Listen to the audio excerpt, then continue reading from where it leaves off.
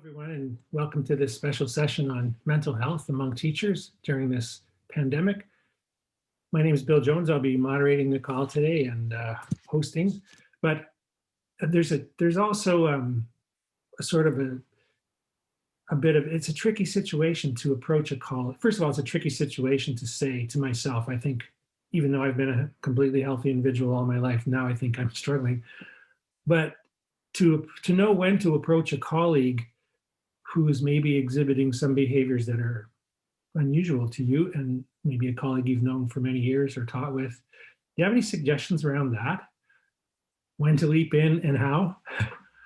Yeah, it's things you're saying are so poignant. I mean, it's really key because we're all human beings, all of us even here, and we know our colleagues are human beings too, and we can struggle.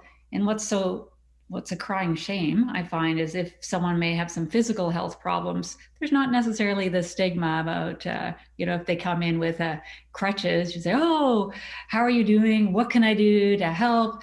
Tell me about this. How did this all happen? Without having a second thought of, oh, is it going to be embarrassing for them? But with mental health stigma, I think people might hold back a little bit and worry about embarrassing the person, and no one seeks out a mental illness. No one seeks out these kind of struggles, and yet there can still be a bit of this lingering sense of, well, it's your own fault, or you should suck it up, or you should be able to just sort it out yourself and just pull yourself together, which is not what you would say to someone if they broke their leg, for example. In those scenarios, okay, admit it. Yeah, I think there's something going on with my leg. You go in, you get care, not hiding it from people. You may need adaptations, a little time off of this or that, accepting the support of people around you so that you can get back to usual.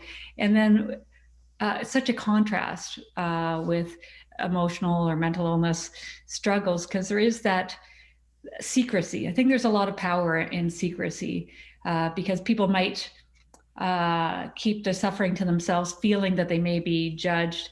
But if it's a secret, they're never going to be able to test it.